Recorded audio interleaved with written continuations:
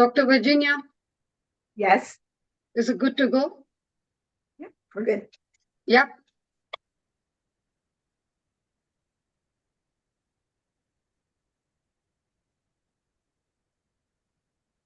Ready? Welcome, Mr. Jaron. Happy to see you here. Good afternoon. Hello, everybody. You can hear me? Yes. Good afternoon. Nice to see everybody. Ready? Yes. Yes, doctor. Good morning, good afternoon, good evening. Welcome to our G-20 Youth Cabinet. We are so excited to have you with us today. Like every week, we bring an incredible topic that we need all to discuss because we want to inspire, we want to ignite, and we want to initiate. This week's topic is digitalization and innovation. The G20 Summit is an annual international forum that convenes leaders from the most significant global economies to address and discuss economic challenges that affect the world. The forum provides an exceptional platform for dialogue and collaboration among the participating nations. The summit's primary objective is to develop and implement policies to enhance and really to help the financial stability and promote sustainable growth worldwide. The G20 Summit is a critical event where leaders engage in crucial discussions on trade, investment, innovation, and international cooperation. The summit also offers a unique opportunity for leaders to establish and strengthen relationships with their global counterparts, fostering a more productive and prosperous global conversation. The countries involved in the G20 Summit 2023 and will soon 2024 as members of the G20 are Argentina, Australia, Brazil, Canada, China, France, Germany, India, Indonesia, Italy, Japan, Mexico, Republic of Korea, Russia, Saudi Arabia, South Africa, Turkey, United Kingdom, United States, the European Union that's represented by the President of the European Commission of the President of the European Council. The objectives of the G20 Summit are multifaceted and they encompass various global issues. Some of these key objectives are economic growth, promoting sustainable, balanced economic growth globally, international trade, enhancing international trade and investment to foster job creation and economic development, financial stability, strengthening the stability and the resilience of the international financial system, sustainable development, addressing global challenges including climate change, poverty eradication, and sustainable development. Infrastructure investment. What does this entail? Promoting infrastructure throughout the world, making sure that every country has what it needs to succeed. Digital economy, advancing digitalization, which we'll be discussing today, and harnessing the potential of new technologies for inclusive growth.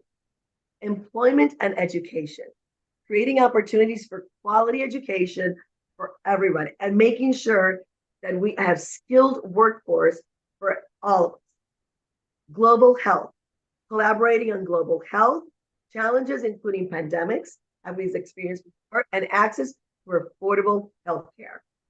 NGOs and online organizations such as ours are crucial in supporting the summit's success. They contribute in several ways. One of those is advocacy. NGOs and online organizations raise awareness about key issues and advocate for specific policies or actions. Also, research and analysis. They provide valuable research, data, and analysis on various global issues and challenges, assisting policymakers in really making informed decisions. Partnerships. NGOs and online organizations such as ours collaborate with government, businesses, and other stakeholders to implement and project initiatives that are key in aligning the summit's objectives. grassroots engagement, the key to any success when it comes to any global issue. These organizations engage with local communities and leaders, amplifying their voices and addressing their needs. Knowledge sharing. These NGOs and online organizations, such as ours, facilitate knowledge sharing and capacity building through workshops, conferences, and online platforms supporting the exchange of best practices and innovative solutions. As you can see, the G20 will be so necessary in the upcoming for future generations. We have community partners that make this possible. I'll start with IIU. I am part of this great organization. It's the leading virtual education system and global brand confederation. It's renowned for its innovative programs and commitment to provide education that's qualified and accessible to anybody around the globe. Under the visionary leadership of its founder, Mr. Piyush Pandit, a dedicated social activist and advocate, IIU has rapidly expanded its reach, establishing itself in 195 countries and 6 continents. This remarkable growth is a testament to IIU's trusted reputation and its mission to attend and be inclusive and offer a diverse education to all. IIU recognizes that a skill-driven education is the key to educate the future leaders and shakers of a new world. We also would like to thank another great community partner, GSFN, the Global Sustainable Finance Network. It's a voluntary membership-based organization launched by the European Organization for Sustainable Development and the Association of Development of Financing Institutions in Asia and the Pacific. It was launched in 2011 under the auspices of the World Federation of Development Financing Institutions. The mission to promote sustainable finance through initiatives that provide growth opportunities to members, enhance their capacities, foster innovation, and bring together stakeholders to promote a model of financial in the industry that is based on sustainable practices. Their objectives: the GSFN has been established to provide a common platform that helps its members' financial institutions benefit from opportunities emerging through transformation to sustainable economy. They support its members in developing capacities to integrate sustainability across the board.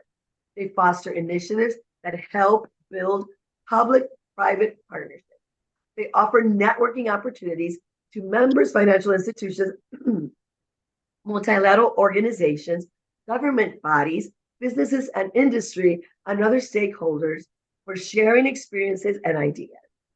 They provide a forum to support the development and execution of sustainable finance policy. They present a marketplace for its members to promote their substantial financial expertise. They perform any task that promotes a sustainable finance. Our other incredible community partner is iGen. The 74 million young Americans born between 1995 and 2012 comprise the most important generation in the nation's history, both in size and in composition. 1 out of 4 Americans from ages 5 to 23 have been collectively dubbed the iGen generation. It's a shortened descriptor for internet generation. Not only has it become the largest social cohort, outnumbering millennials and baby boomers, the iGen generation, or the iGeners, is also the most ethnically diverse generation compared to its predecessor. Our other group is the International R&D Group. It facilitates and promotes all technical and non-technical research and development. It gives all people a universal platform to expose and show their R&D, talents, and creativity, cultural or educational growth, and surveys. Research facilitates and the dissemination of policy issues across the country and internationally to benefit the mass. The International R&D Group is associated with 292 international journals of different streams in India and across the world. It has more than 1,000 of these international journals. The International R&D Group is promoting science, engineering, technology, management, research by organizing international conferences, workshops, model exhibitions, guest lectures, intellectual meets, employment skills, education, etc. It gives all people of the world a universal platform to expose and show their R&D talent. And their main objective is to benefit them. This is what we will do today. Welcome to all. And now I will introduce our project director, Dr. Srividya Sukumar. Thank you all and have a great day. Thank you, Dr. Virginia. That was a very warm introduction and a warm welcome. Thank you so much. Well, I'm sure that Dr. Virginia has gone much in detail today to welcome and give us the background of this G20 International Youth Cabinet. As Madam has already mentioned, Educate Global developed this novel initiative of G20 Youth Cabinet to cohort channels to open its doors to young individuals from diverse backgrounds worldwide with all its community partners. This platform invites participants to present insights and inferences contributing to UNESCO's Sustainable Developmental Goals. This initiative aims to address the following agenda, and the contributions made by the youth will help to shape up the program's outcomes. So there goes our preamble, which says that this agenda is a plan of action of people, planet, and prosperity for peace and partnership. So it also seeks to strengthen the universal peace in a larger freedom. And we recognize eradicating poverty in all its forms and dimensions, including extreme poverty is the greatest global challenge and indispensable requirement for sustainable development. So all countries and stakeholders and all government and NGOs are working together in a collaborative partnership will help to implement this plan. And we are resolved to free the human race from the tyranny of the poverty and want to heal and secure our planet. We are determined on this platform in the name of Youth Cabinet to take this bold and transformative steps to shift the world onto a sustainable and resilient path. As we embark on this collective journey, we pledge that no one will be left behind. So our motto is that the 17 sustainable goals and the 169 targets that we are announcing to demonstrate the scale and ambition of this new universal agenda, and they seek to develop in cohort correlation with the Millennium Developmental Goals, which will compete with what is not being achieved. So they seek to realize the human rights and achieve gender equality and also the empowerment of women and girls and also the literacy percentage. So these are integrated with a balance of 3 dimensions of the sustainable development of economic, social, and environmental needs.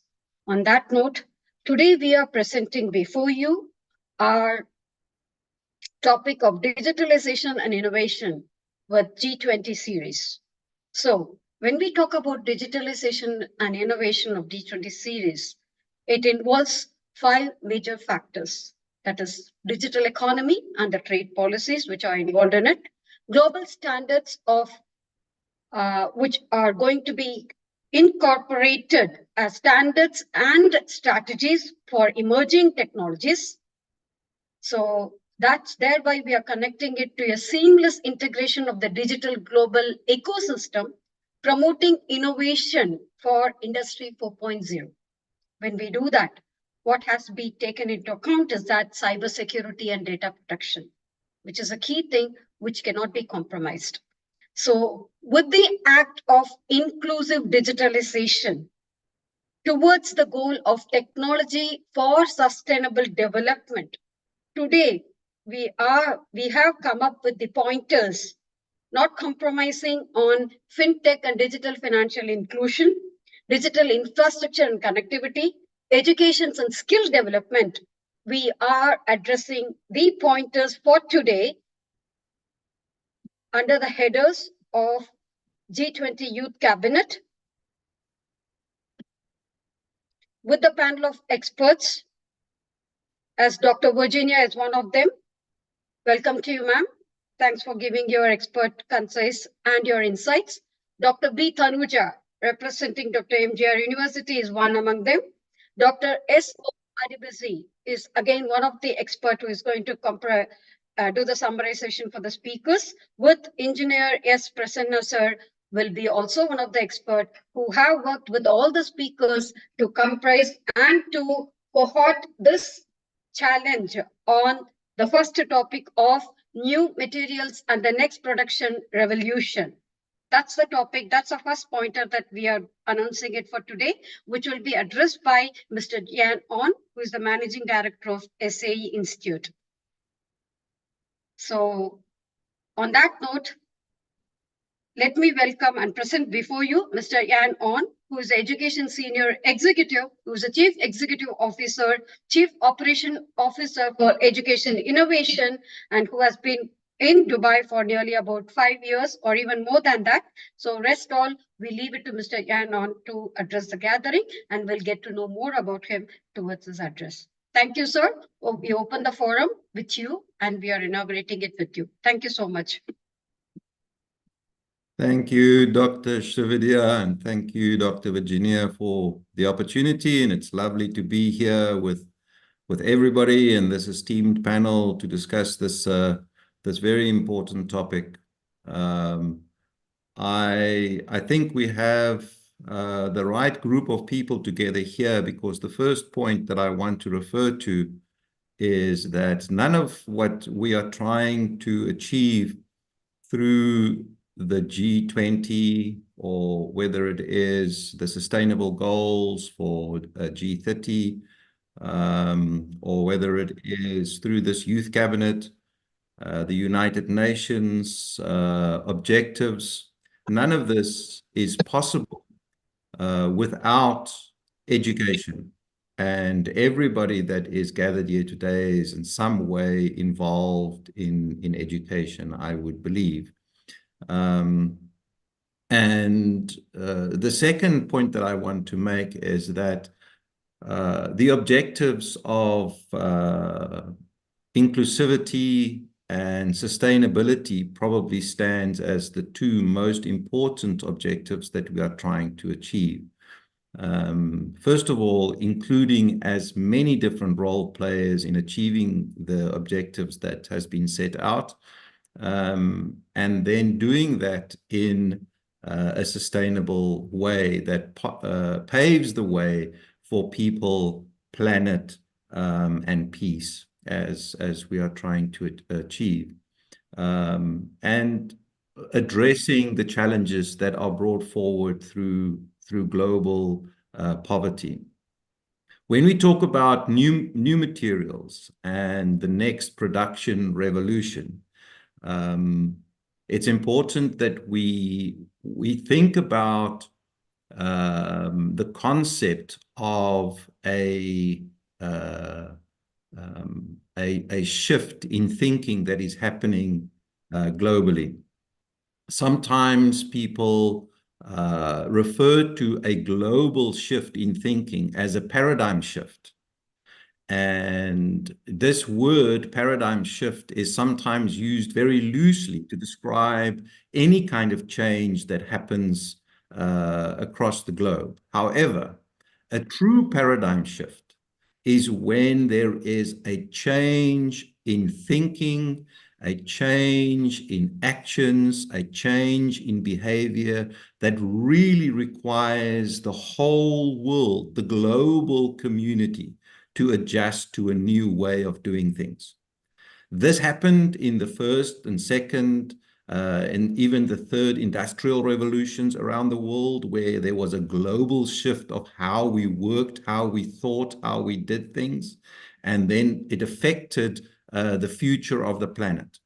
Some of those shifts was to our benefit because it brought new technologies that have really moved the human race forward in many ways. If we think of the new technology that was brought onto the global stage, even from the implementation of the first press, for example, that made the distribution of knowledge possible through the printing press and so forth. Maybe it is after the invention of the steam engine and the new industrial age that happened, and the effect that had on the way that people saw working and how they were engaging in work. However, the effects of what happened at that stage also brought the effects and the result of where we are today with global pollution, the effect on the environment, the effect on how people have been forced away from being able to do subsistence farming and have to be able to depend on a global farming practices in order to survive. So you have this dichotomy that happens, this balance between new technologies and then the effect of new technologies. If we think of new materials and the new production revolution, we also are faced with what the effects of this could be. New materials, we talk about nanomaterials, for example, new biomaterials that can be developed and that can be brought into manufacturing processes, products that brings in durability that will last longer, that is more sustainable.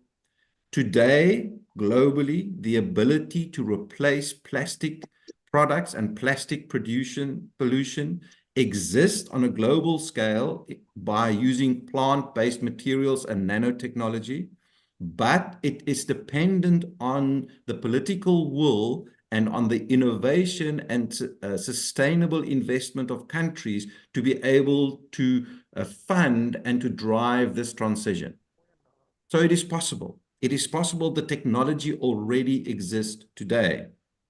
So we need countries, research, academia, politicians, and industry to invest in research and development to discover and utilize new processes, new production methods, new products, new kind of, whether it is biomaterials or nanomaterials, in order to come up with new sustainable solutions that will affect the whole of the global community and then drive this a shift in thinking and way of doing things that is required.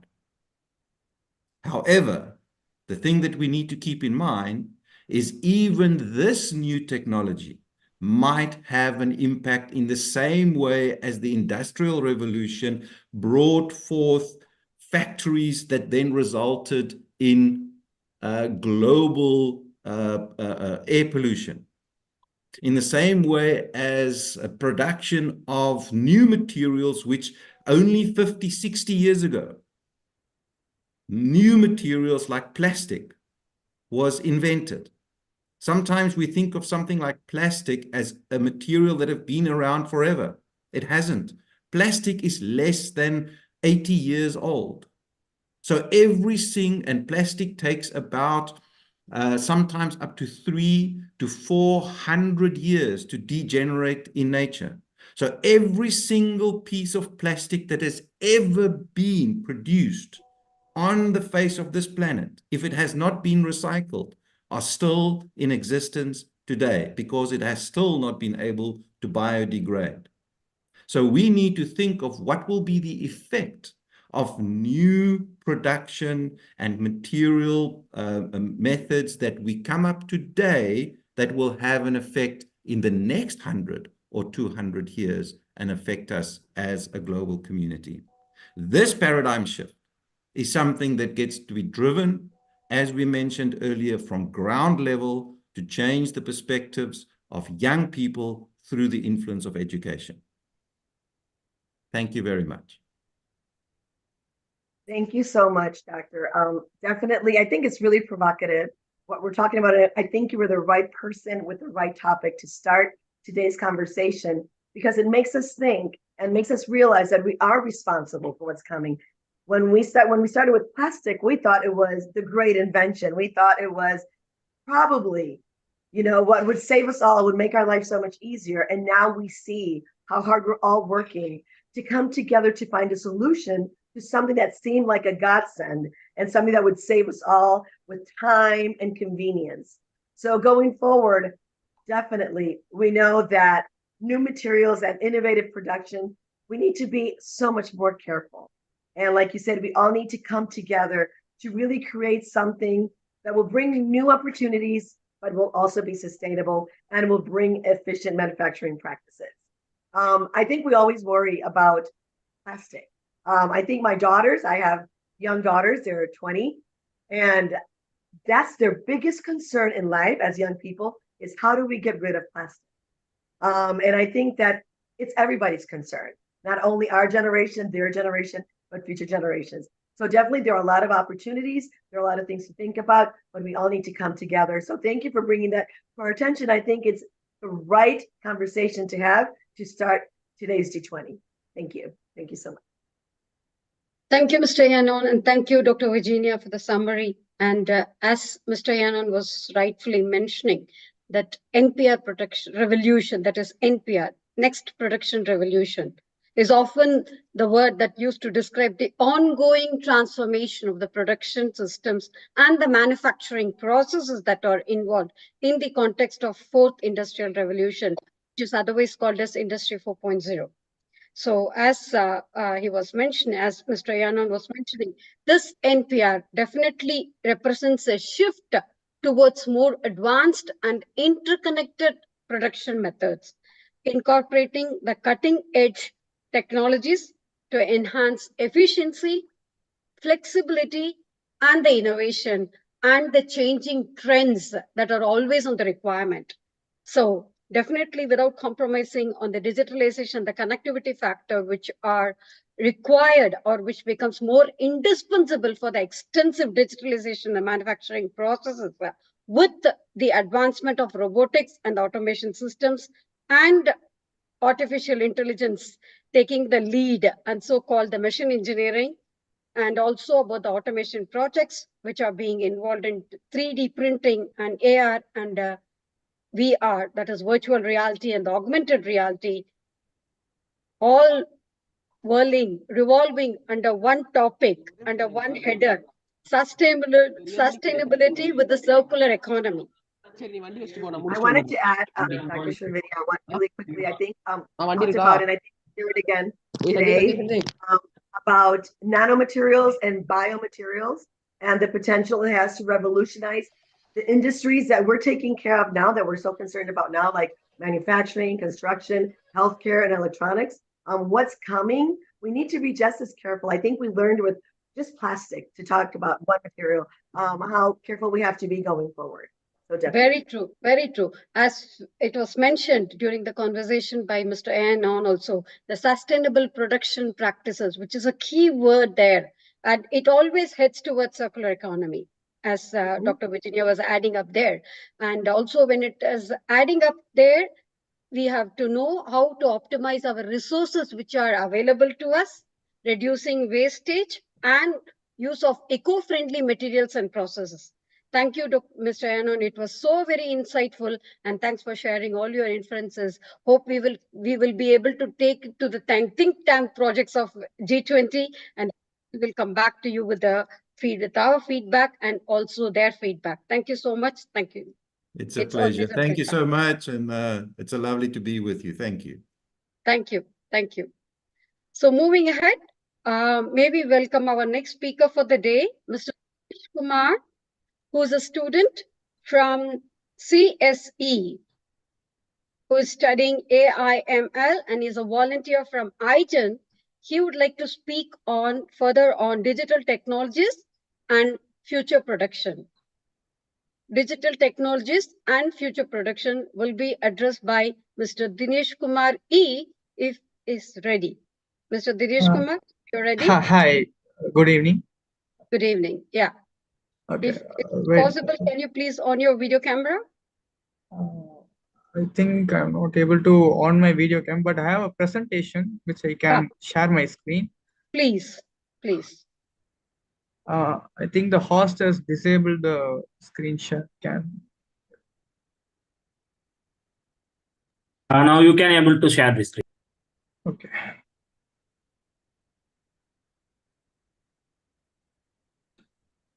Now, is my screen visible? Yes, your screen is much visible. It's quite clear to us. You're also Okay. audible. You can go ahead with your presentation. Okay, fine. Good evening, esteemed members of G-20 International Youth Cabinet and distinguished guests. I extend a warm digital welcome to each and every one of you around the world. As Srividya Sivakumar already introduced me, I am from Sri Sairam Engineering College studying AIML, and I am a volunteer from iGen. Today I will be talking about digital technology and future production. So let's move on. I am splitting this presentation into three parts. In the first part, we will be discussing about the future technologies. Then we will be moving to Industry 4.0 revolution, and then we will dive into the real case studies, and then we will conclude this. I think this will cover most of the topics. So moving on, first is future technology. Here, first we will be exploring these four topics which are predominant in the current 21st century. First is artificial intelligence. Then we will be looking at Internet of Things. Then moving on, we will be looking at cloud computing, big data, and also 3D printing. Okay, AI. Artificial intelligence, commonly known as AI, has revolutionized the landscape of technology. It comprises of a range of computer systems that can perform range of traditionally exclusive tasks that are exclusive for human, such as recognizing speech, making decisions, and identifying underlying patterns. In today's world, AI powers a variety of technology, including machine learning, deep learning, natural language processing, and many more. We often mention AI today as the suite of machine learning powered technologies. For example, the current bloom in AI, which is ChatGPT, and also Google's Gemini, and also we can see some machine learning in YouTube recommendation system, Netflix recommendation system, which recommends you new videos based on your previous watch histories, and also personal assistants like Siri, Alexa, Google Assistant, and many more. Those will be able to answer like answering questions, setting reminders, and also able to control smart home devices. Then moving on, next is Internet of Things. Internet of Things is nothing but a network of interconnected devices, sensors, and other objects that can communicate and exchange data over Internet. This IoT mainly relies on 5G technology, which enables high-speed transmission between devices. These devices can span from everyday objects like smart home appliances, wearables, to industry machineries like machines and packing machines from warehouses, and many more. The aim of IoT is to boost efficiency, automation, and smooth the communication between physical object and digital systems. In the industry sector, IoT enabled sensors in machinery monitoring performance and detect potential issues also in real time. Then moving on, we will be looking at cloud computing. Cloud computing and big data refers to a vast and rapid growth of data sets. Data is considered to be the oil of 21st century, and this big data and cloud computing play a versatile role in this.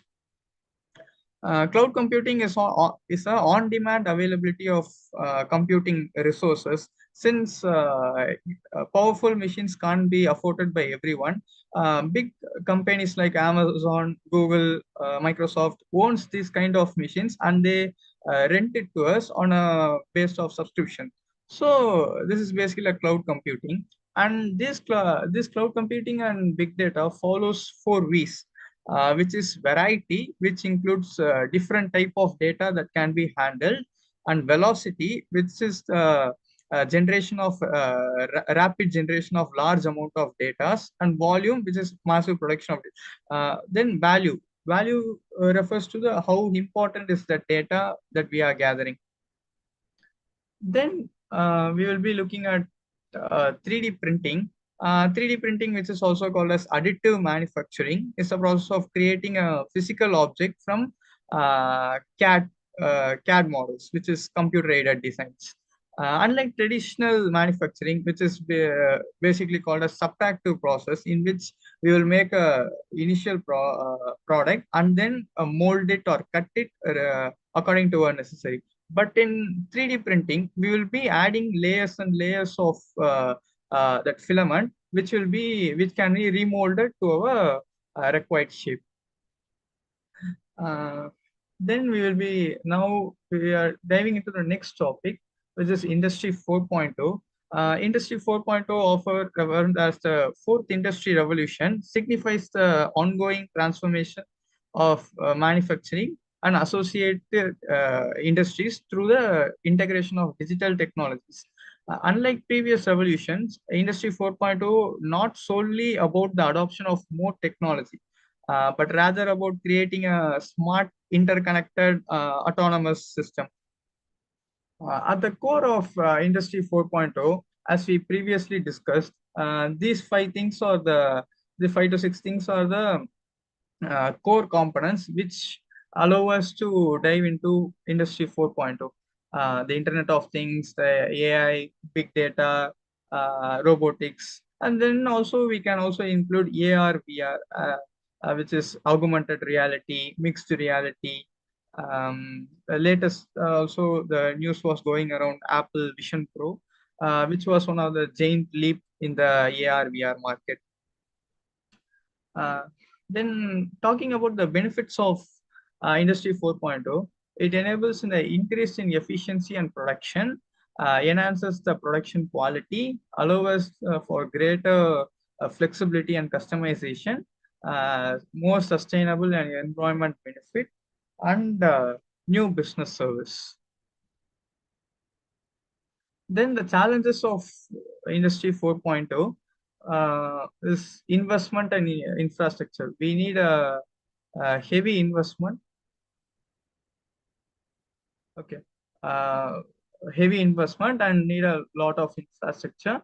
Then workforce skills and reskilling. This is a shift in industry. We need to reskill most of the employees, and we need to take care of data security and privacy. Then there are also some ethical considerations about the copyrights and many more. Then now we are going to case study. Now let's imagine there is a farmer in Kenya who uses a smartphone app to analyze soil conditions and receive personalized fertilizer recommendation. And also he has a drone spray which allows to spray the insecticides and other pesticides according to the current levels. Then let's keep him as John. John is a small-scale Kenyan farmer who is traditionally relies on instinct and experience to manage his crops. This often leads to inconsistency in yields, and also there might be a wastage of resources. So to avoid this, now we look at the transformation. Now we are going to give him a 4 type of transformations. The first one is give him a soil sensor. John installs soil sensors which are affordably available to wirelessly transmit the data to Kilimo Saloma. This is the kind of app they are using currently. Then next is AI-powered analysis. Here comes the part of machine learning, which analyze the moisture, nutrient, and weather patterns to give the best recommendation system. The next topics describes about that. Then, using the personalized recommendation, he receives accurate fertilizer usage, uh, which helps in reducing the cost and also helps in environment impact. And next is remote monitoring. This is one of the important feature. Using the drone images, he can able to manage a large amount of land solely by himself. These drones are usually autonomous, so they need a very little or fully autonomous control. So the results will be the increase in yield, reduced cost, sustainable practices, as there is a minimized in water, and also we are reducing the wastage, and we are also not contaminating the environment. Then empowering farmers. So here basically John gains knowledge about the technology and also he makes use of it. Then this is just one example. Precision livestock market, farming, vertical farming, which is basically using the hydroponics and LED lights to grow plants, and also in predictive maintenance, in which AI predicts equipment failures and which prevents the downfall and increase the production and efficiency. So, in the end, as we reflect on the diverse array of digital technologies discussed from today's AI, IoT, big data, industry 4.0, it becomes evident that we stand at the threshold of new era of innovation and progress. This technology not only holds the potential to transform the industries and reshape economies, but also to improve lives and drive positive change. In closing, let remain committed to the ideas of collaboration, innovation, and sustainability as we navigate to the complexity of our rapidly evolving world. Together, let's forge a future where technology serves as a catalyst for positive transformation, empowering individuals and communities to thrive into an ever-changing landscape. Thank you.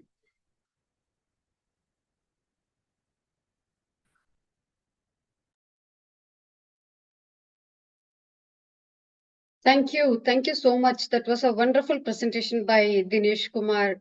And definitely we are there with you, Mr. Dinesh Kumar, as you have rightly mentioned about exactly what all features of innovation 2.0 or the way that we call it is going to really take over or rule the world as the IoT, the main IoT that you mentioned. It involves the connecting of the physical devices and the machines to the internet and allowing them to have the exchange of data. So the big data analysis and the compilation is a big thing that it's a threat actually in the society, like where we are not able to actually keep the safe and secure data. And every time it just have its own discomforts and demerits in terms of industry trends and which leads to not the companies or even the corporate sector, sometimes in the government sector, not helping them to make informed decisions actually. So moving ahead, like some of the other good features that I could find is the most innovative methods that you have handled and you have presented with artificial intelligence and machine engineering. So that's again a very important factor that people should keep in mind for predictive maintenance, as you have rightly said. What is going to come up, and people have to be proactive in involving these kind of maintenance work that has to be interpreted well in the system with good quality control and optimizing the production schedules. As you have taken a very good example, most relevant example of the farmers and their problems and how to tackle those problems. So that shows how proactive you are in your thinking and such that, and that was a wonderful example. I really enjoyed listening to the conversation there. And well, not compromising on other troubleshooting processes and better optimization for its rationale. We really liked your presentation. It's a very good presentation, and that gave us a very good start. And you, and also one last but not the least mention that you have mentioned about the blockchain technologies for secure and transparent transactions that can be augmented with the supply chain to ensure the integrity and traceability of the data and reducing the risks of frauds and errors. Thank you so much. Thank you. Moving ahead. Thank you. Yeah, thank you. It was a wonderful presentation once again, Mr. Dinesh Kumar. Thank you. So is Mr. Shyam Ganesh is ready? Dr. Virginia, would you like to add on anything to Dinesh Kumar? Yes, ma'am.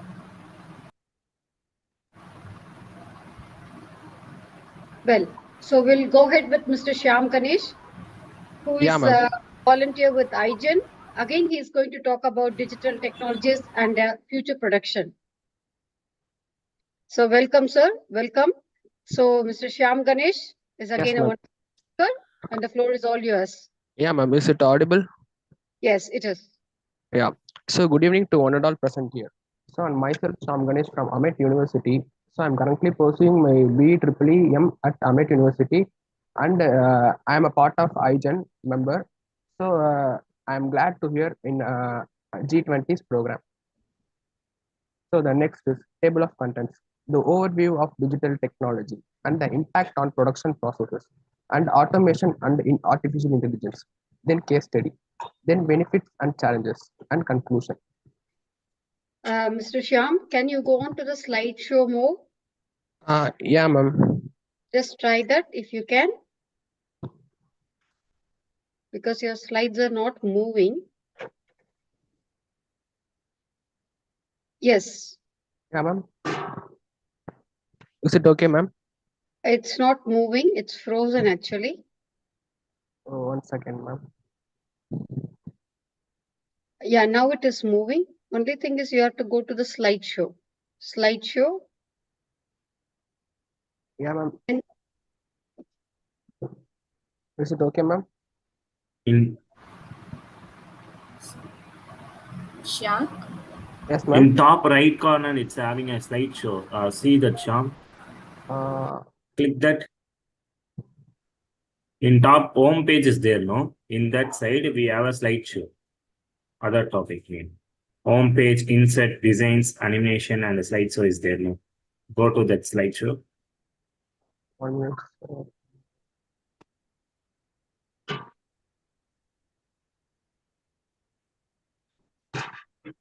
Go to that slideshow. Slideshow. Up. Come up. Home page, insert, designs, animation, slideshow is there. Yeah, sir. Yes, slideshow. Insert, design, animation, then slideshow. Slideshow. Up. Designs, animation, slideshow. Yes, sir. From beginning. Now from beginning. From beginning. Yeah, ma'am. Thank you. And now you'll have to wait for 2 minutes because too much of click will froze the screen. Okay, ma'am. Freeze the screen. Tanuja ma'am, yes, I'm sorry. I think you should have done the summary. Maybe Yes, for Shyam. Yeah, sorry. We will. No problem. For Shyam can proceed with the thing. Yeah. Yeah. For next speaker, I'll go. Sure. Thank you.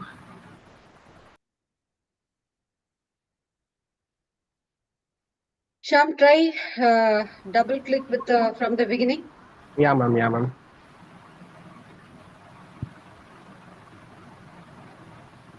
Okay, ma'am. Yes, I think it should come now.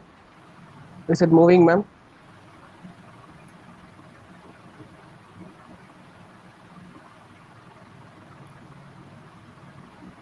Shyam, you have to choose slideshow. I think it is frozen. Yeah, from the beginning. Yeah, ma'am. Is it moving or it is frozen? You have to choose the second. Press enter. Yeah, it's moving. Yeah. It's moving, You ma'am. can proceed. I think it should. Yeah. Is it okay, ma'am? Yeah, please. I think you can go ahead. It's not slideshow not happening somehow. Okay, ma'am. Can I move like this? Yes. Okay. So, good evening to one and all present here. My topic is about digital technology and future production. So, I'm Sham Ganesh from third year, currently pursuing BE at Amet University. So, my next slide. So, the table of contents. So, the overview of digital technology and impact on production process and automation and artificial intelligence.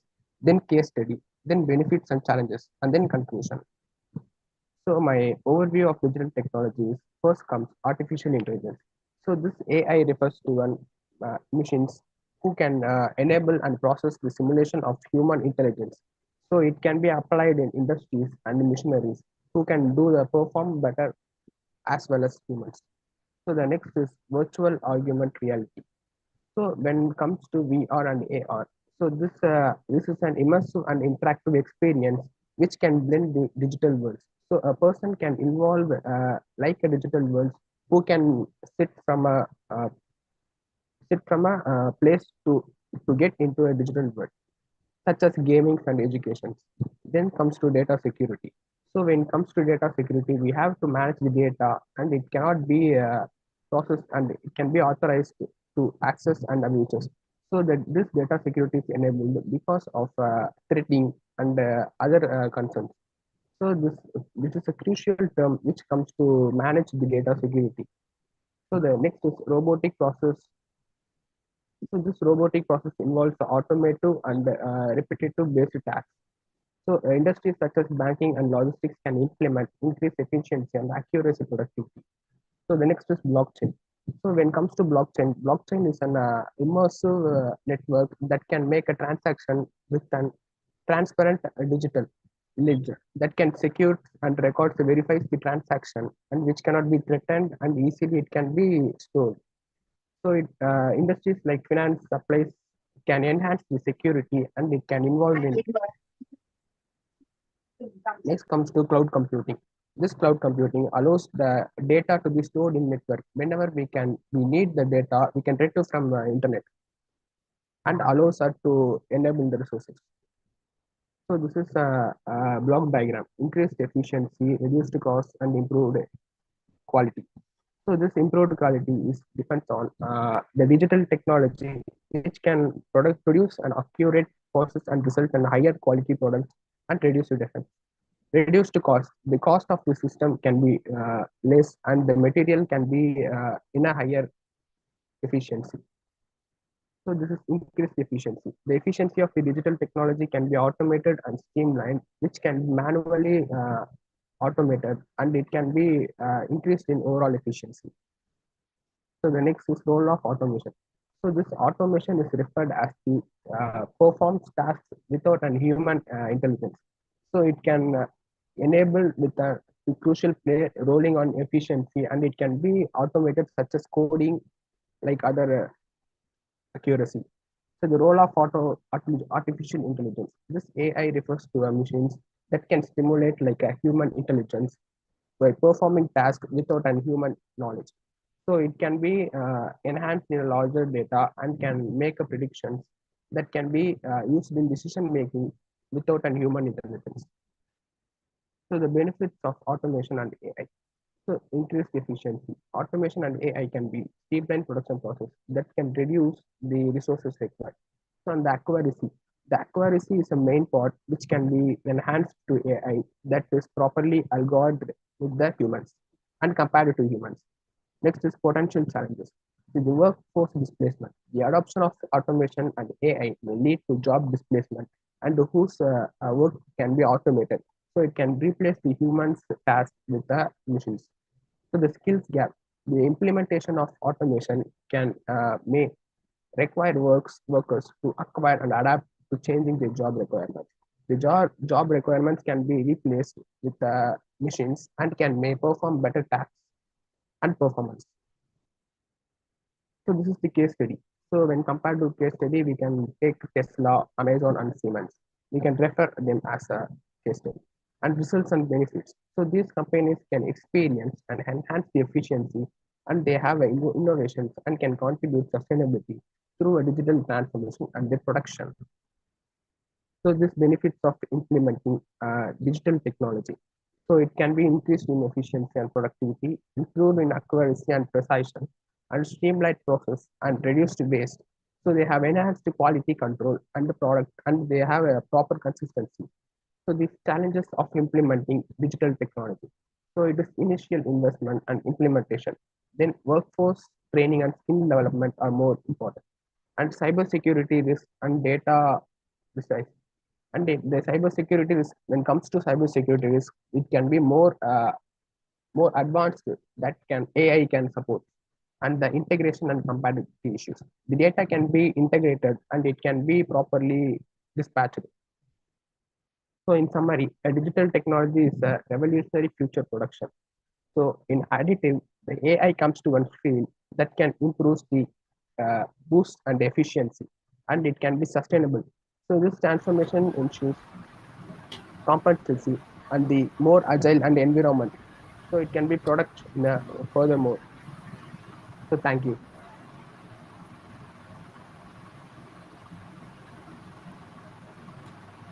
Yeah. Dinesh, sorry, Shyam. Yeah, ma'am. Yes. Very nice Yes. presentation. Yes, ma'am. Please. So, Dr. Tanuja, can you do the summary for Mr. Shyam, please? Yes, ma'am. Thank you. Shyam, your presentation is very good, and the previous presenter, Mr. Dinesh, as well as Shyam, touched the topic. The pointer they touched on digital technology and future production. So they added the key technologies of IoT, AML, and big data, cloud computing. And also, Sham touched the points on impact and production process, how the digital technology helps in the production sectors, and how it is reducing the cost and plays a vital role in the economy of the nations, and also the efficiency. And he also talked about the case studies, how the digital technologies helps in the industry 4.4, and also how it is helpful for manufacturing, improving and distribute their products. So it's quite interesting. And the previous speaker also touched the points on uh, the farmer, how the digital technology helpful for the farmers. So I think this topic they have covered the entire how the transformation, the importance of the transformation is required for the industry 4.4. Thank you. Thank you so much, Dr. Tanuja. And Dr. Virginia, would you like to add on anything there, please? Hi, I just wanted to say that both speakers really talked about really integrating digital technology in production processes. And I think that that is definitely going to be the future. When we spoke with our first speaker, just being careful about how it really is going to impact the way we live, at putting convenience aside, but definitely when we embrace digital transformation, like they've shown in both cases, we definitely create new opportunities for growth. So I think that's probably what we're going to see today, but the first two were really great. So thank you. Thank you, Dr. Virginia. So moving ahead, we have Ms. Kakai Dafine, representation from JSFN, who is a student of Business Administration and Management. And she is going to present the topic of the same topic, rather, digital technologies and future production. So, Ms. Kakai? Yes. Yeah. So the floor is all Yes, yours. I'm on. Yeah, I'm on. Yes. Please go ahead. Thank you. All right, thank you too.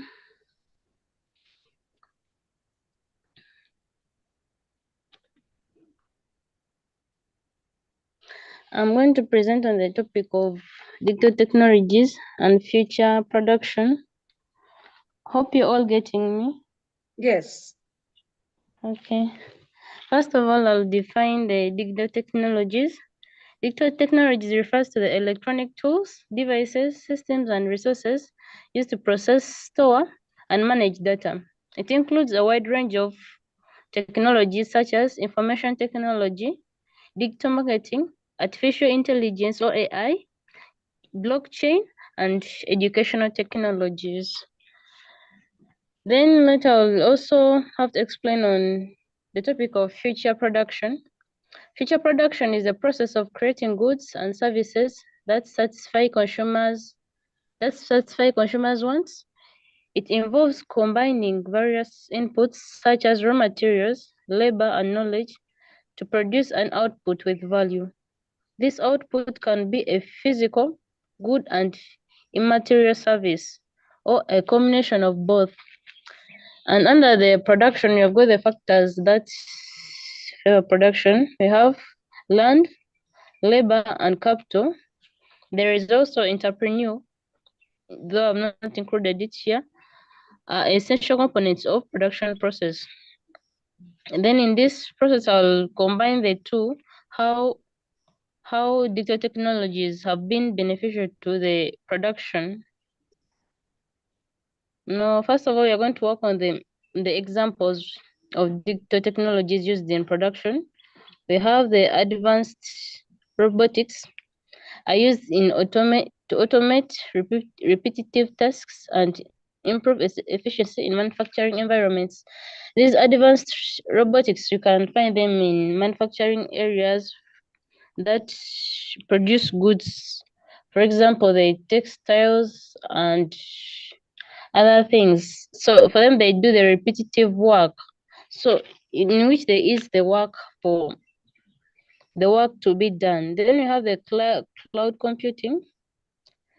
These tools facilitate collaboration, data sharing, and real-time performance monitoring across different locations and device. Then you have the big data and analytical tools. These tools enable manufacturers to collect and analyze data from various sources, providing insights into operations and supporting data-driven decision-making.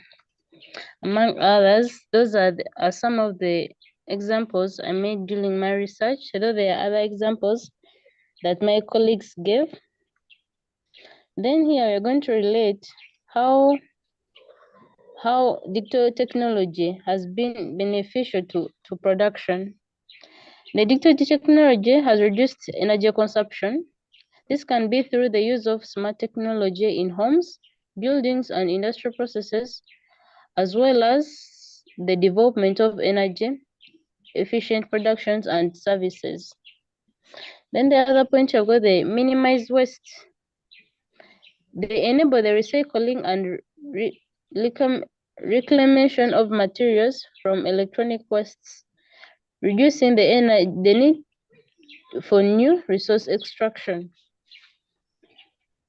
Then we have the other point is improved efficiency. It streamlines production processes, reduces downtime, and optimizes energy usage, leading to improved operational efficiency and reduced environmental impact. When we use this digital technology, all the work is done effectively and efficiently, like we get smart work out of it, compared to work which can be done by a person. For example, let me give an example of constructing roads. Let's assume that when the construction of roads is only it's made by manual labor, it will not be efficient or done effectively. But when you use the digital technology, everything is done smartly compared to the manual labor. Then we have the remote monitoring and automation. This helps optimize resource usage and reduce the environmental impact of manufacturing processes by enabling real-time adjustments and predictive maintenance. Due to time factor, let me go to another point, another slide. However, though they might be beneficial to the environment, we still have the challenges that are faced during the use of digital technology in production. We have the resistance to change. Traditional manufacturing process may operate separately, leading to resistance when integrating digital technologies. In this situation, like some personals or some societies may fail to change and cope up to the new technology. Then we have the initial investment capital. The cost of implementing new technologies can be a barrier for a small to a medium-sized organizations. Like if you're to put up something new, like new technologies, it depends on the capital you might have, because it might be more expensive than the initial one you had. So that is also a challenge. So people may not move to that new investment, like new technologies. Then we have lack of knowledge and experience. Implementing advanced technologies requires relevant knowledge, which may be lacking within manufacturing companies. Like when they bring up something new in an organization, people may not know how to use it. So it needs education, and it needs someone to teach you, you train them, which might be again more expensive and leading to high wastage of capital. Like use a lot of capital to educate others so that they learn how to use those machines, among others. So thank you so much for the time. Thank you so much. Let me try to put this. Thank you so much, Stephanie. It was a very clear and succinct presentation. And I think the fact that you talked to us about implementing and the challenges that we can find, but the importance of really bringing these digital technologies into the future, and more importantly, into companies and what the benefits are. I agree with you. The adoption of digital technologies can help businesses and organizations reduce their environmental footprint. You talked a lot about environment. It also improves their resource efficiency, and it contributes to a more sustainable future. Definitely, education continues to be probably the biggest hurdle, and we talk so much about education here, but definitely in order to implement all of this and have people accept it and implement it in the companies as a whole, we definitely have to continue to show and educate. And I think that many times where we, and you said it very clearly, the reason why we face these challenges is because we don't take the time to really educate when it comes to digital technologies, and people are afraid. And if we're still relying on humans to do the work, we need to make sure that we include the education part of it. I see it all the time. So many good things happening with digital technology, but like you say, there's a huge challenge, because if we don't put the same effort into educating, the implementation part of it will never happen. So thank you, Daphne, for such a great presentation. Thank you, Ms. Duffy, and also Dr. Virginia for the beautiful summary. Well, I do also agree on the point that digitalization and innovation are the key components of the Industry 4.0. As it was mentioned in the beginning of the session, this refers to the fourth industrial revolution, characterized by the integration of these digital technologies into the various aspects of different industries, into the manufacturing aspects which are concerned. So moving ahead, thank you so much. We would like to present before you Mr. Joe James Serapin. Good evening, ma'am. Am I audible? Yes, thank you. He is an organizer representing iGen NSAVE Club, and is a volunteer with iGen. And he's going to speak to us on the topic power of 3D and gaming environment. Isn't it a very interesting topic? Yes, it is. The power of 3D and gaming environment will be addressed today by Mr. Joe James Serapin. So allow me to present before you Mr. Joe James Serapin. The floor is all yours, Mr. Joe James. Please go ahead. Thank you, ma'am. Thank you for the introduction. A very good evening to one and all present here. Myself, Joe James Serapin from Amit University, and I'm pursuing BEEE Marine third year. And I'm being a part of iGen volunteer, and I'm an organizer in N7 Energy Club for Amit University. So I'm here to present my presentation on the topic of the power of 3D and gaming environment. So what is 3D? 3D is a short for three-dimensional. A 3D object is anything that can be rotated in space, including a planet, a piece of paper, or human being. We usually visually see the objects in three-dimensional structure, even though compared to 2D structures which contains X and Y direction, 3D requires three-dimensional structure which has X, Y, and Z for clear and precise representation of objects. So here are my table of contents, which include in my presentation the foundation of 3D modeling, the role of 3D modeling in gaming development, 3D modeling creation for games, especially we are going to discuss in gaming industry, step-by-step process, different applications of 3D modeling in gaming industry, the future of 3D modeling in gaming industry, and of course the summary of the presentation. So hereby the foundation of 3D modeling.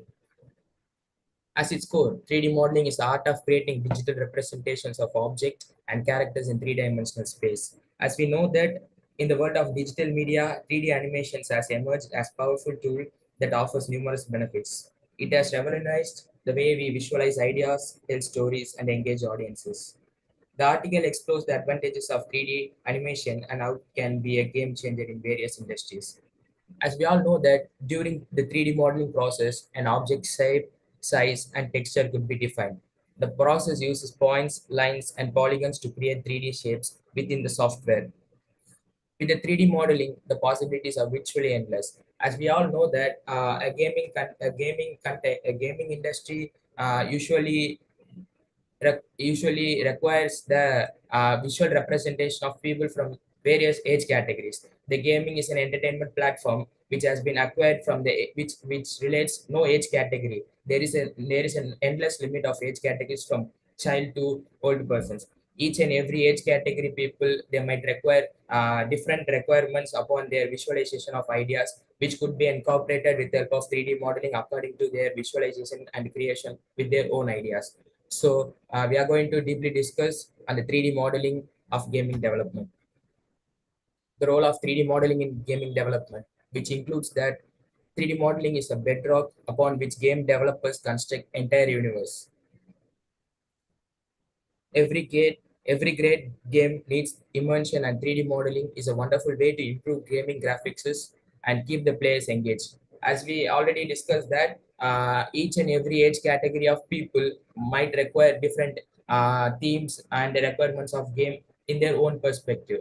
So considering the age category, the presentation and visual representation of the game, which could be given as output, might be differentiated with the help of 3D modeling according to the wish and visualization creativity skills of their own age category. Considering a practical example, the people with lower age categories below 10, the kids might like to play a game in graphical manner, which they like cartoons, some other characters which relate with their characterized visual representations. So they might be liking in the areas which where the segment includes cartoonistic way. So the 3D module could be developed in cartoonistic way in order to grab their visuality of the kids. So likewise, the age category differs. The people around teenage, they would like to play realistic virtual reality games. Right now, it's being a popular one. So considering the realistic manner, they include so many graphical representation to in order to empower the gaming industry and also to grab the visualization of the person those who are in teenage. Considering the people above the teenage level, even there is no age category limit for the people to play games. So as we all know that, so the people who are being in age category around the 50, they are also willing to play games where they actually requires the realistic manner of the game, where the human intervention, where the characters has been personally modified as we are right now as a human intervention. So the realistic manner of the graphical representation into the games, which could be like by the people around higher age categories. So from these kind of point of views from each and every age category of people, the 3D modeling could be enabled and incorporated with the visualization ideas of the people with their age category, and it could be implemented using some other technical tools. Nowadays, we are using a AI, especially used to create a module where it could be liked by everyone. So AI. Okay, then just give me only 5 minutes. Let me try to manage here, and because Shall I proceed? So okay. So here for developing a game, we are having some certain processes. As we already said, the each and every age category of people, they might be liking according to their own perspective. So those perspectives has been grabbed by the visions and their ideas, and they have been developed into a output module with these step-by-step process. Creating 3D modules for gaming requires creativity. As we all know, the creativity skills is an embarking perspective with the kids from the lower age level till the age level of old age. So creating 3D models for gaming requires creativity, technical skill, and attention to detail. Listed below are the essential stages of 3D model creation. By following these steps, game developers can create 3D models that enhance the gaming experience, contributing the immersive world players love. So coming up to the step-by-step processes, coming up to the first point, conceptualization. Conceptualization defines that where it could be the prediction of game, how it could be, what are the characters it could be handled, what are the themes it could be handled, and how the output should be. Just like an if we take a practical example, if you are constructing a new building, we cannot able to involve directly by constructing this. First, we need to plan how it could be, what are things to be added, what are the changes could be done. So we are basically depending upon the architect who plans and gives a blueprint of the output of the house, how it could be. So the same thing with the practical example, we are going with the conceptualization process. So these things build a framework how the game it could be. So with the help of conceptualization, we can bring our vision and input ideas to a graphical representation, which could aim us to get more knowledge about the output, how it could be. Next, we are going to the modeling. So we are having simulation tools right now. We are having so many simulation tools where the input model, what the graphical representation, what we have done through the conceptualization process, it could be brought up into a model where it could be physically represented and how it works. So how the output will be, the minimal criteria which we can discuss how the output it can be. So the modeling of 3D could be done. So coming up to the detailing part, detailing plays a vital role where it could differentiate each and every character's themes and graphics, how it could define and how it could differentiate each and every segment of the game, how it could differentiate one game to another game. So detailing defines the individuality of their own perspective.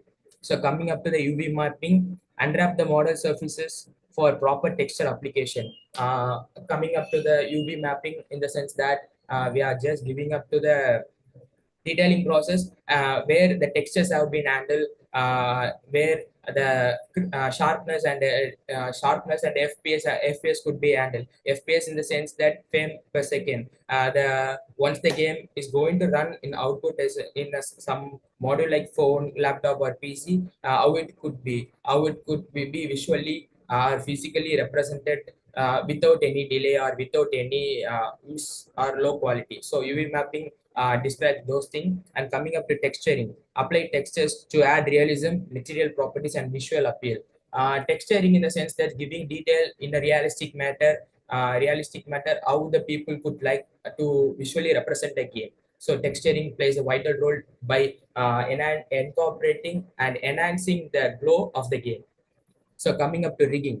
Rigging is nothing but giving a framework to the game and to build up a structure and build up a character-wise structure. So as we take a practical example, people at the lower age category, they might be like cartoonistic way. So depending upon the cartoonistic way, the structure differentiates and the structure differs. So with the help of that structures, they could grab the attention of the people according to their age categories. So, considering the age category of the people, the structure differs. The structures could be developed with the help of rigging material, where the skeleton it builds up the framework according to the character or themes. It could be animation. Coming up to the animation plays a vital role in gaming industry because it is a game changer which provides an enthusiastic way to grab the vision of the people those who are acquiring for. So animation and detailing plays a vital role to grab the audience to their side by giving up their best to bring up the output. Coming up to the optimization is nothing but as we are going to build up a great gaming environment, as we are going to create a new gaming module. It might be a differ. It might be not same where the output is displayed into the module. It could differ from one module to another module. So optimization plays a vital role to give the same gaming experiences in every module without any drop of FPS and a drop of graphics, drop of animation, etc. So optimization is a tool which gives the module to perform in equal manner in every devices. Integration in the sense that integration import the model into the game engine, setting up materials, lighting, and animations. As integration in the sense, as we discussed the above before points, it all incorporates and it will bring up into integration. Coming up with the testing and iteration, it is a very important process where for practical example, we are going to buy a new mobile phone which could be released by at instant. Like we are going to buy a new model phone. Example, if it takes Samsung Galaxy S24, which has been launched very recently, they have given minimum software update for 3 years, and they will be giving a they will be giving a security patch update for minimum 5 years. In order these kind of software updates and this kind of security patch updates is not actually necessary, but why they are giving, they are introducing a new module where it could be a advanced version of the previous module. Even though we are bringing up the new module, there could be both positive and negative aspects. If it is positive, it is so much good. If it is negative and there is some bug that could defect the module, so it will be a desire, it will be a desire for the production of that particular model. In order to incorporate and encounter those kind of bugs, those software updates and those security patches has been frequently given as an update to keep the mobile phone and to keep their reputation of the model. So likewise, we are giving a testing and iteration for the games in various modules, continuously giving from low end devices to high end devices, how the game is running, how the model is working, how the 3D and graphics visual representation is going on through, and how it performs in each and everything. So they are equally taking a scenario and they are equally judging from one model to every model. They are analyzing and they are just following all the credentials to maintain the same stability in all the modules without any lag or delay. So these are the process where the 3D model creation for games has been created from step-by-step process. So we all know that the future of 3D modeling in gaming industry. So coming up to the future modeling in gaming industry, as technology continues to advance, the role of 3D modeling in the gaming industry is poised to expand and even further. With the advent virtual reality and augmented reality, the demand for highly detailed 3D models and environments is expected to skyrocket. Uh, Considering the gaming environment, it is an emerging one which grabs the attention of people from all the age categories worldwide. So considering those kind of things, VR and AR has been an advanced version of gaming environment which portrays the visual representation of game in a higher version. Additionally, as artificial intelligence becomes more integrated into gaming development, we can expect AI to drive in 3D model tools that streamline and automate certain aspects of the design process, further accelerating the game development timelines and opening new creative possibilities. As we all know that AI plays a vital role in gaming development because it defines and it takes the vision of the people. Those have been expecting how the game could be, how the characters should be. It could help to customize to its own way as the people need according to their own vision and ideas. So AI plays a vital role. So coming up to the summary of the presentation, one of the primary advantages of incorporating 3D objects in video games is the ability to create visual stunning and realistic environments. The use of intricate details, textures, and shading techniques in 3D models bring the game worlds to life, allowing players to feel more immersed in the virtual environment. As 3D modeling has redefined the way games are created, played, and enjoyed, and the gaming industry continues to evolve, it is sure to remain at the forefront of innovation, driving the creation of inspiration worlds and unforgettable gaming experiences. And thank you for the opportunity given to me, and thank you everyone. Thank you. Thank you. Dr. Virginia, we would like to hear from you first, and then we'll go ahead. I really love 3D models, and I really love to see what this generation is doing with it. And I just wanted to remind that as they continue to train and learn about this, they can actually use it in their future, not only in creating games. I think that the skill of creating 3D models for games can expand anybody's creative and technical capability.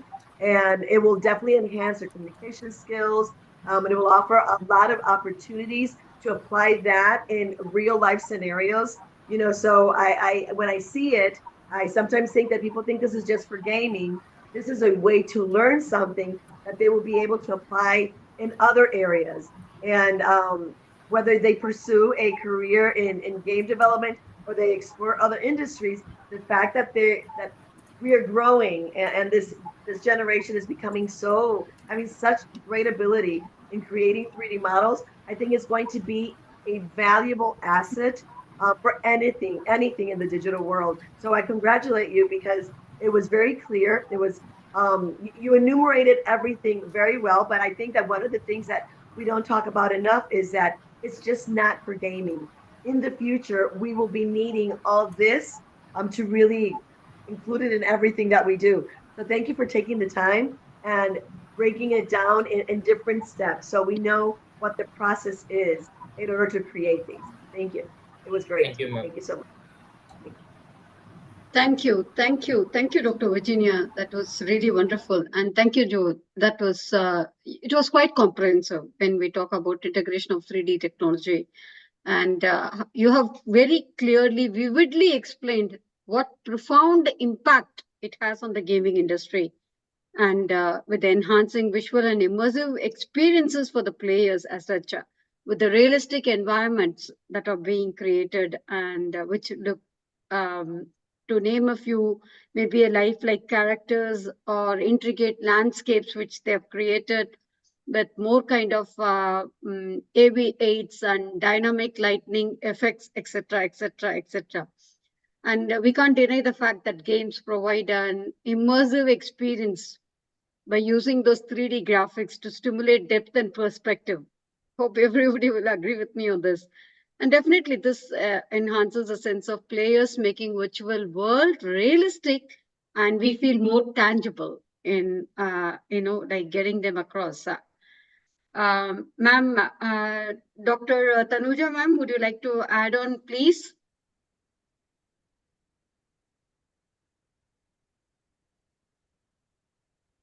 I think we lost Tanuja, ma'am, there. Tanuja, ma'am? Okay. Ma'am, sorry, I'm in mute. Sorry. Yes, ma'am. Would you like to add? Yes, yes. Thank you. Thank you, ma'am. Joe James, thank you for your wonderful presentation on 3D and gaming environment. Actually, you are rightly pointed. I agree with you because after entering this 21st century, as a very vast development in the computer technology, they have given birth to the variety of games. You have mentioned the importance of 3D modeling technology. It is doubtfully it is a very important part of it, because it can provide more three-dimensional and realistic scene and characters for games and improve the playability and user experience through the visualization and graphical representations. And for all the age category, it is very, very important. You have mentioned that, and also you have addressed very detailed on creating 3D models for gaming requires creativity, technical skills, and attention. And AR and VR role importance in gaming customizations. And not only that, this 3D content is also in the research field. That is, it is plays a vital role for tissue engineering and heritage protections. I've read that. So that also I just wanted to add it here. Thank you for your wonderful presentation. Thank you. Thank you. Thanks for the opportunity. Thank you, ma'am. Thank you so much. And moving ahead, the following speaker is from JSFN, Mazareka Godfrey. a student of civil engineering from Uganda Technical College, Rich Wampa, who's going to speak on bioproduction, industrial biotechnology. So from 3D gaming environment, so we are moving on to bioproduction, industrial biotechnology with Mazareka Godfrey. So please help me to present for you Mr. Mazareka Godfrey. Mr. Mazareka, hope you're here. Mr. Mazareka is here? No? Is he in some other name? Okay. So do we have Mr. Melvin Thalapathy? Yes, ma'am. Good evening. Yeah, good evening. Thank you, Mr. Melvin. Thank you. He's a student and representing Windsor University, Ontario from Canada, and is a member of IGEN who would like to present before us the future of work, the Industry 4.0 and 21st century skills. So please help me to present before you Mr. Melvin Thalapathy. So the floor is all yours, Mr. Melvin. Please go ahead. Thank you.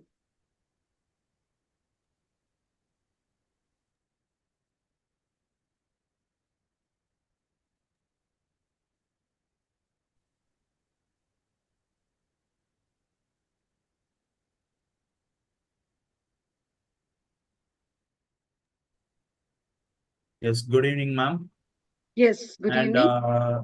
a warm welcome to one and all present here. Yeah. As introduced by ma'am, my name is Melvin. To get started with our topic today, our topic is on Industry 4.0 and 21st century skills, the critical skills that are driving the Industry 4.0 technologies to a greater extent, which will eventually land in the future development of this Industry 4.0 as Industry 5.0 in the near future or in the years to come. So to start with, before getting into the discussion of what is Industry 4.0, let us get a quick information on what is industrial revolution. Industrial revolution is Excuse an me. event where Excuse me, sorry to interrupt, Melvin. Your presentation is not visible. My presentation is not visible. Okay.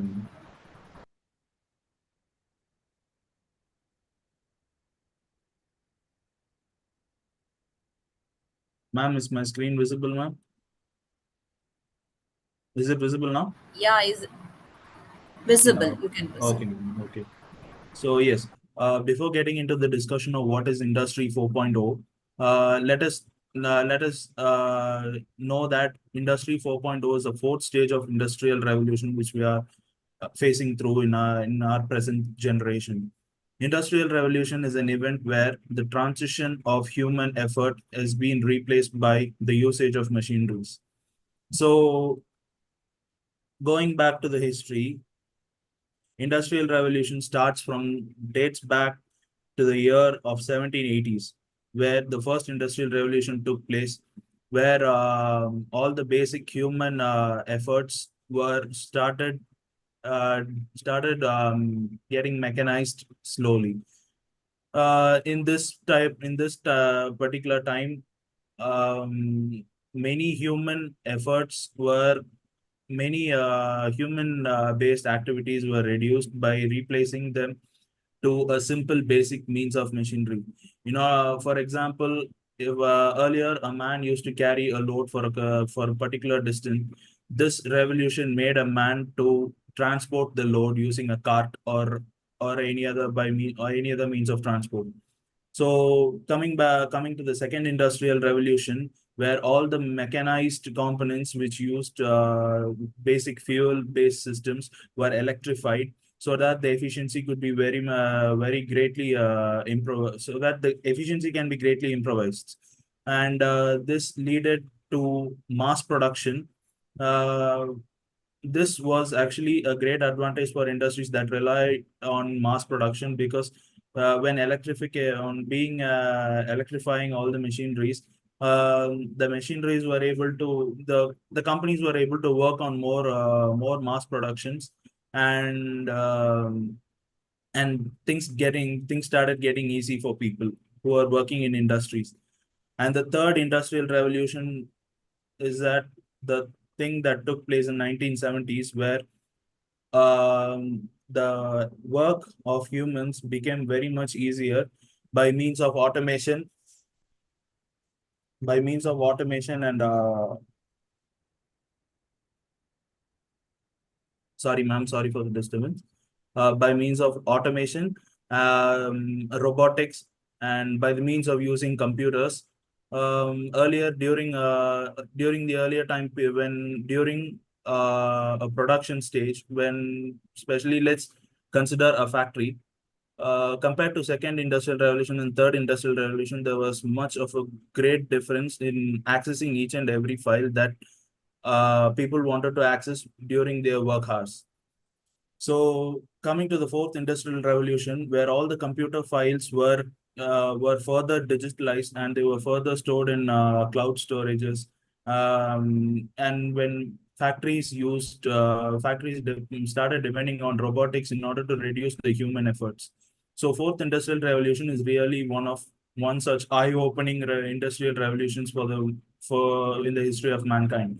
Why? Because many great advanced technologies like Internet of Things and big data analysis, cloud computing, additive manufacturing, and robotics and technologies like such started developing to a greater extent that really made human working hours so flexible, so convenient, and accessing each and every detail became very much easier for human beings. And this is all about the industrial revolution as a whole. Until fourth industrial revolution, this is the overview. And the critical skills that drives the industrial revolution is that critical thinking, communication, collaboration, and on all top of that, creativity to innovate new ideas. Maybe that will be a reason for us to achieve till the fourth stage of industrial revolution. Because when as human innovations progress through their lifetime, each and a small innovation might drive a greater will cause a greater impact, will cause a greater advantage. So creativity to innovate and come up with new ideas might drive the future to a much convenient way, and will definitely create a good difference for will definitely create an efficient and usual difference. And the future of industrial revolution is that the fifth industrial revolution will be much greater, and will be a very technically highly advanced stage of industrial revolution, where a man can access whatever data files or whatever the project related documents that he's planning to access within one click of button. So many advanced technologies, like I said earlier, robotics, additive manufacturing, especially big data analysis, will play a very big important role in the industrial revolution 5.0, and will definitely pave way for an efficient, resilient, human-friendly work culture in the years to come. So this is all about the presentation. I once again thank everyone for offering me this amazing opportunity. Thank you.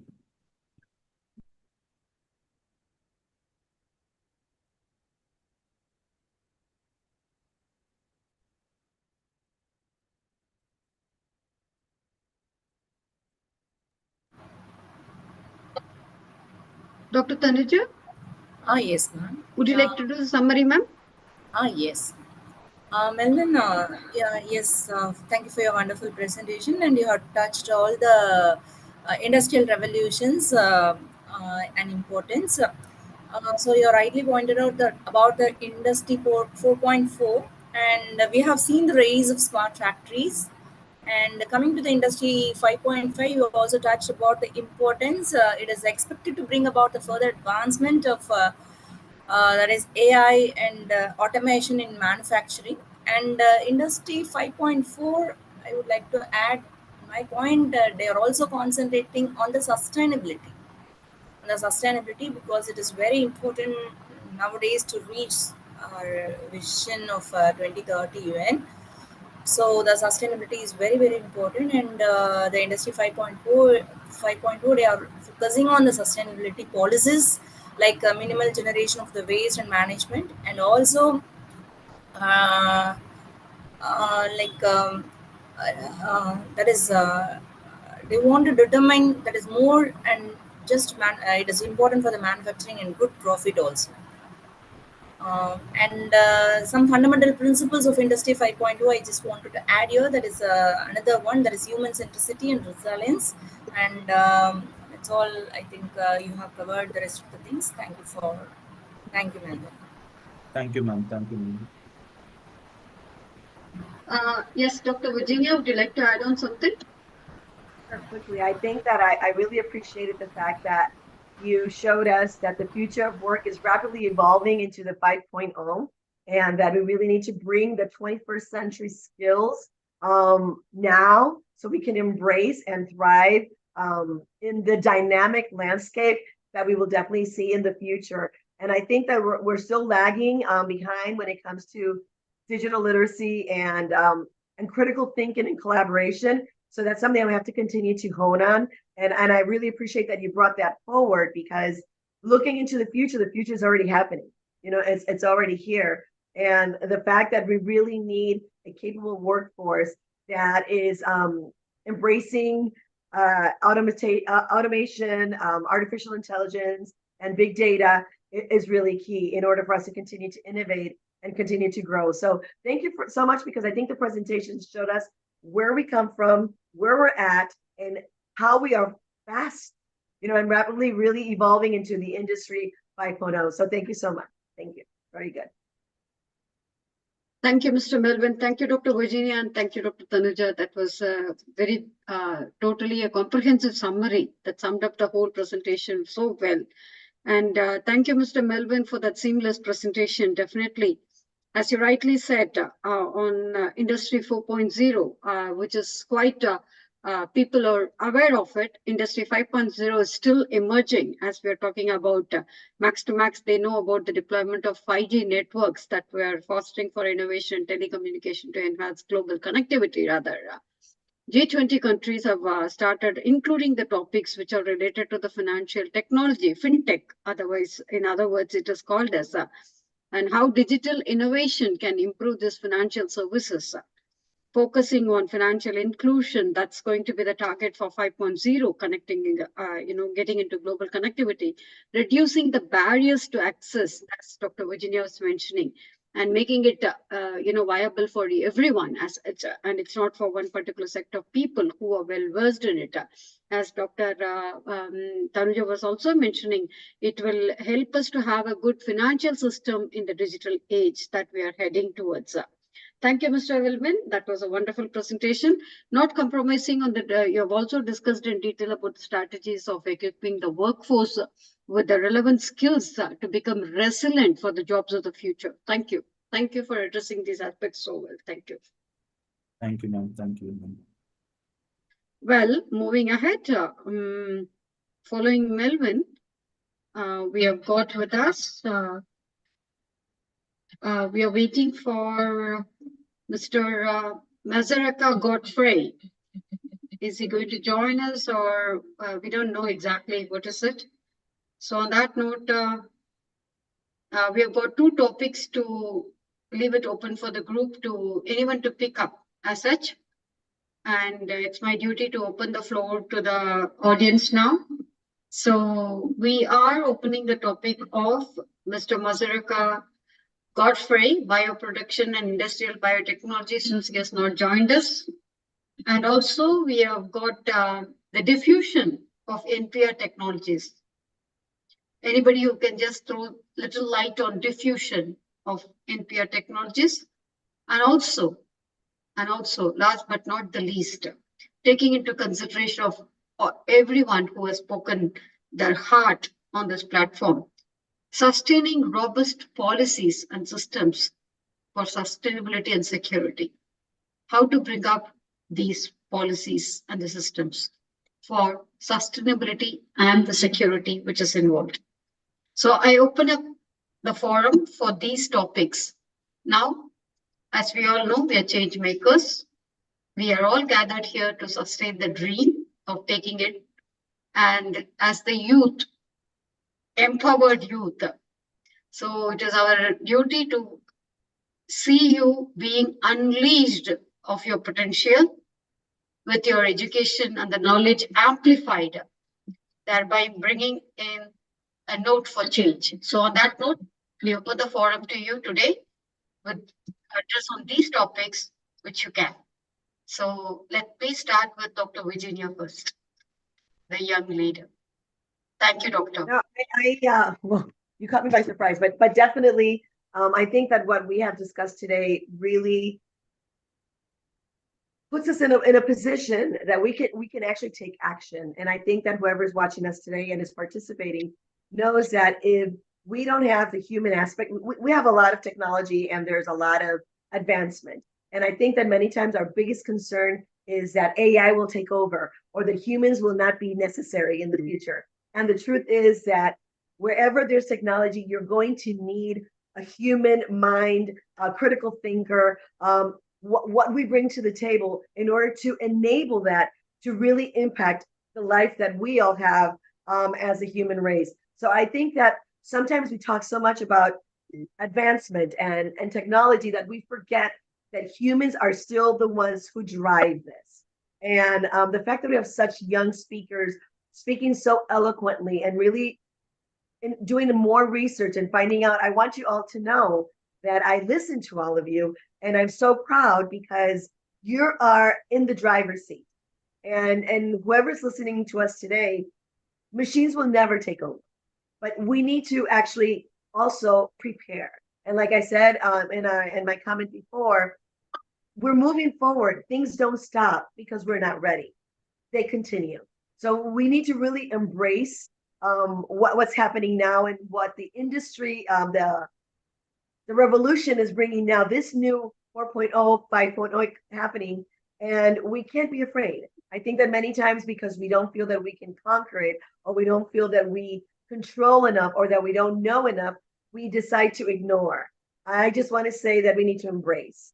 We need to embrace everything that's happening. We need to make sure that our students, as teachers and educationists, are really prepared for what's coming. And what I'm seeing with the students that are participating really gives me a lot of hope in the future that they are ready and that they're embracing it. But we also, other generations, also have to embrace all the change.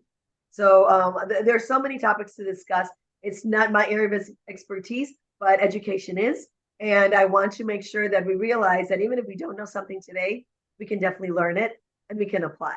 And that we're going to have to embrace in order to thrive in the future generation. So thank you so much. Thank you, Dr. Virginia. That was very kind of you. Just come to you the last minute. Yes, Dr. Tanuja, would you like to add on something? Yeah. Yes. Actually, we are facing the significant challenges of Industry 4.0 is that the technologies would need to cope up with the increasing digitalization. And also the Industry 5.0 aims at human-centric and combines the human creativity and machines accuracy to improve the productivity and performance, I can say. And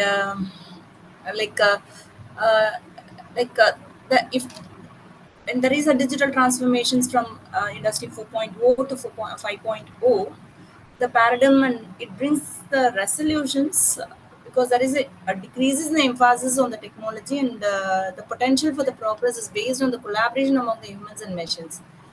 So this would happen when these challenges has to be addressed. That's all I would like to add up here. Well, thank you. Thank you so much. And anybody would like to add on, Mr. Dinesh Kumar, Kakai? The floor is open. Anybody can add on before we sum up, because we are going to sum up with the last title, saying we are going to talk about robust policies and strategies which are involved in this process. So Kakai, would you like to add on something? Mr. Dinesh Kumar, who is still here with us?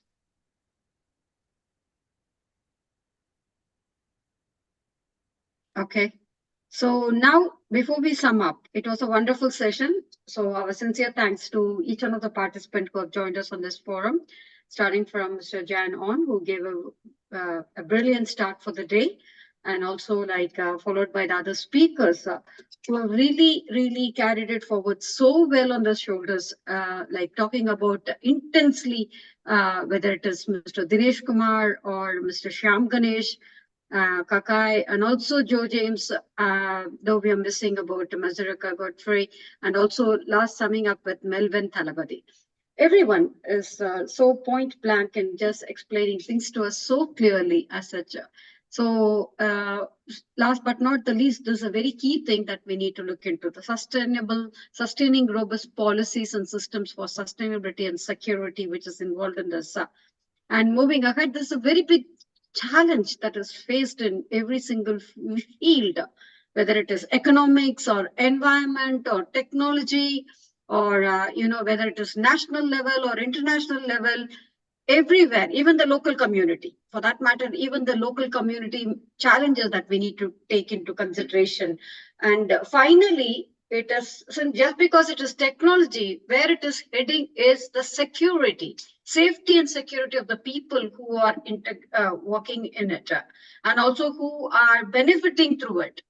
So that has to be taken into as a very key thing for consideration.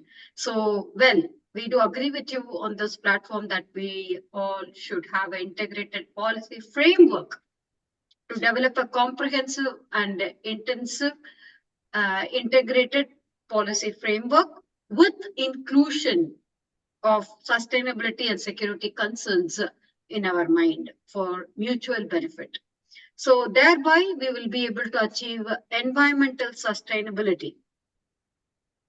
So implementing these policies will promote environmental sustainability, including the reduction of carbon emissions that we have been talking every now and then in every single platform that we meet, conservation of the natural resources, and the transition of the renewable energy resources that are available.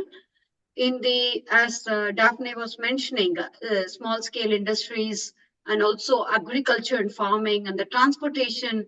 So not missing out on anything to minimize the impact of these ecosystems, which we need to take into consideration.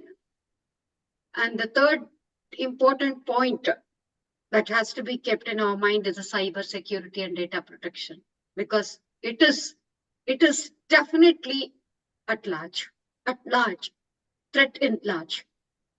So establish a robust cybersecurity policies to safeguard the critical infrastructure and sensitive data operation and the digital systems, to promote data protection measures, including encryption and secure connection and protocols which are to be maintained as a decorum, and also compliancy with the private regulations. As we all know, we are operating in so many WhatsApp groups. We don't know who is there, who is not there. I'm taking a very simple example on a day-to-day basis that we are, my number going to whom, who's going to access me. We don't know. So to ensure these kind of security policies to be in place very much, to have, why should we have, end of the day, all these things? To have a proper resilient infrastructure, to maintain a proper resilient infrastructure, which is capable of withstanding the environmental challenges, cyber threats, and potential disruptions. So to implement risk assessment and also invest in infrastructure management. Finally, where will it head to is the finance part of it. So this is very key thing that we need to take into consideration. Last but not the least, the innovation and the technology governance, finally, fostering innovation while maintaining the responsible technology governance for the emerging technologies to adhere ethical standards, privacy consideration, and sustainability principles have to be in account.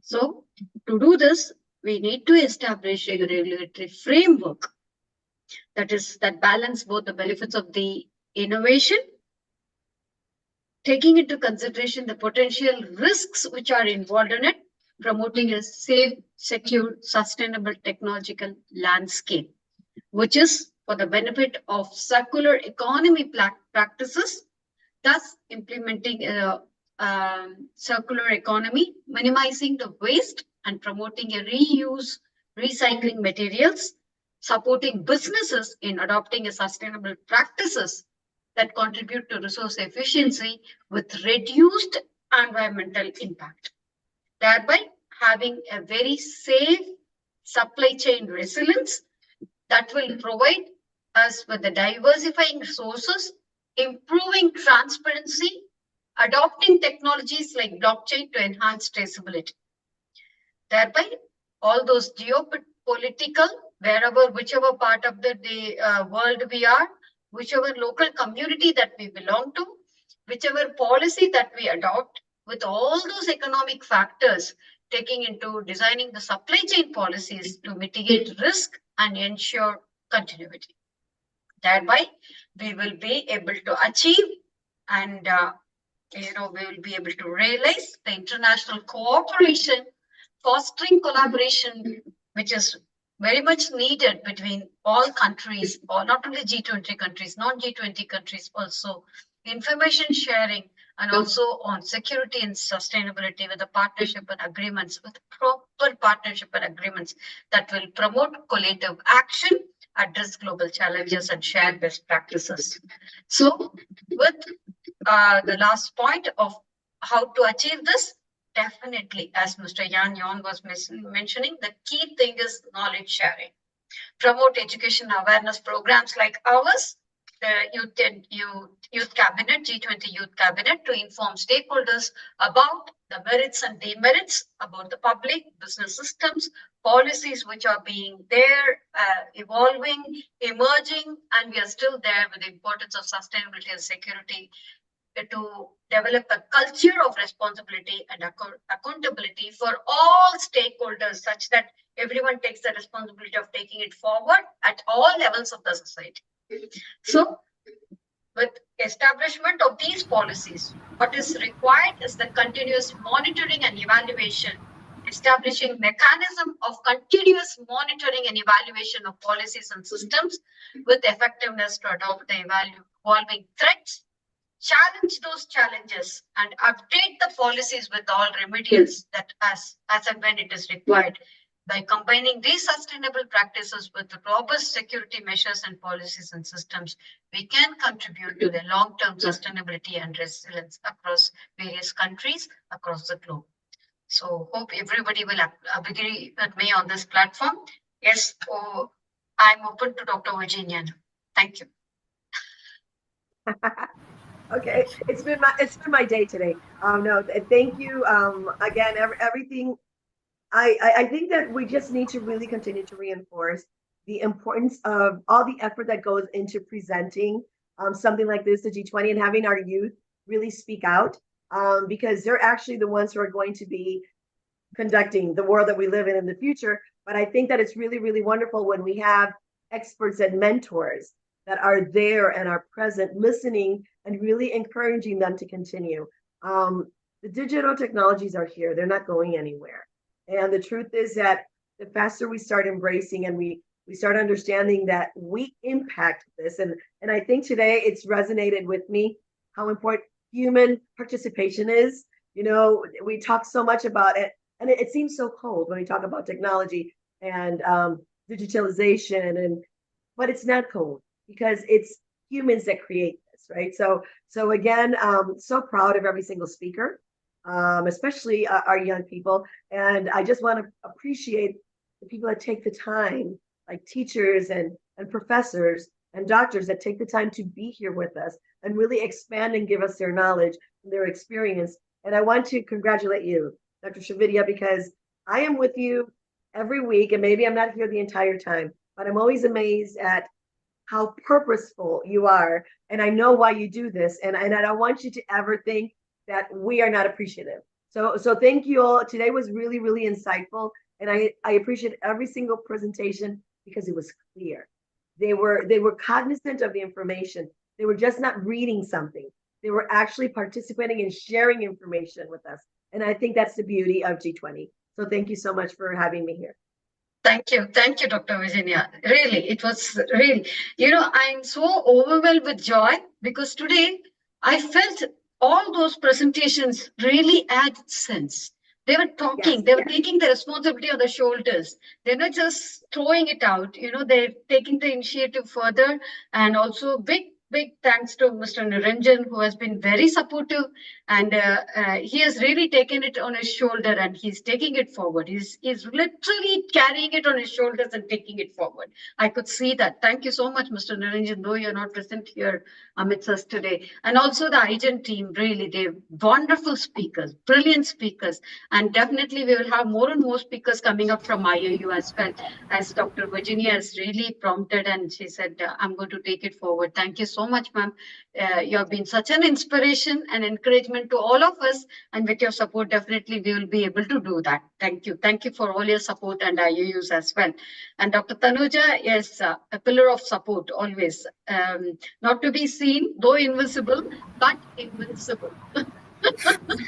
Actually, I am unable to view my video on the screen. Only background it is. Yeah. That's why I said, though invisible, you are invincible. Yeah, thank you for all the support and thanks for being here. It's a wonderful thing. And so next week, it's more related to this particular week topic that we're going to talk about the resources, how to make use of the resources available in a better way.